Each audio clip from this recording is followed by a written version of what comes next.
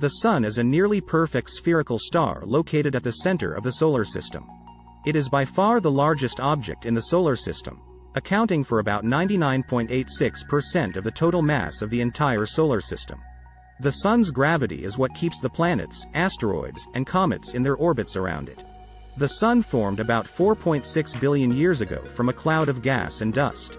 This cloud was likely the remnant of an earlier generation of stars that had exploded as supernovae. Gravity caused the cloud to collapse, and as it did so, the temperature and pressure at the center increased until nuclear fusion began. Nuclear fusion is the process by which hydrogen atoms are combined to form helium, releasing vast amounts of energy in the form of light and heat. This energy is what makes the Sun shine, and it has been doing so for billions of years. The Sun is a G-type main sequence star, meaning it is in the phase of its life in which it is fusing hydrogen into helium in its core. This phase will last for another 5 billion years or so. After that, the Sun will begin to evolve, growing larger and becoming a red giant. Eventually, the Sun will shed its outer layers, leaving behind only its core, which will collapse to form a white dwarf. The Sun has a significant impact on the solar system.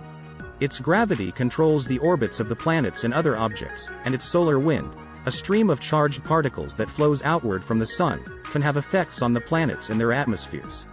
The Sun's radiation also has a major impact on the Earth, driving weather patterns and supporting life through photosynthesis.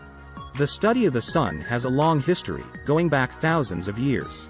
Ancient civilizations, such as the Egyptians and the Maya, worshipped the Sun as a god.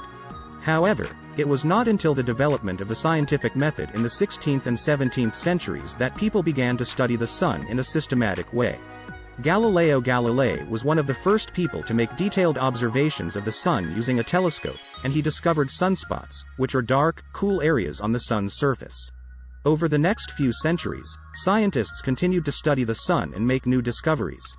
In 1801, the Italian astronomer Giuseppe Piazzi discovered Ceres, the first dwarf planet and the largest object in the asteroid belt between Mars and Jupiter. In 1838, the German astronomer Friedrich Bessel was the first person to accurately measure the distance between the Earth and the Sun using a technique known as stellar parallax. In the 20th century, scientists developed new tools and techniques for studying the Sun. The launch of the first artificial satellite, Sputnik 1, in 1957, paved the way for a new era of solar research. With the help of satellites and space probes, scientists have been able to study the Sun in much greater detail than ever before. The Solar and Heliospheric Observatory, SOHO, launched in 1995, has provided unprecedented observations of the Sun's outer atmosphere and its impact on the solar system. One of the biggest breakthroughs in solar research came with the launch of the Solar Dynamics Observatory, SDO, in 2010.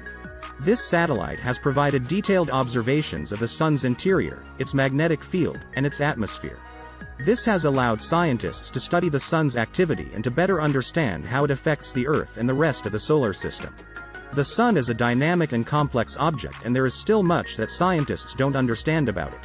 However, the study of the Sun is essential for understanding the solar system and the universe as a whole. Thank you for watching.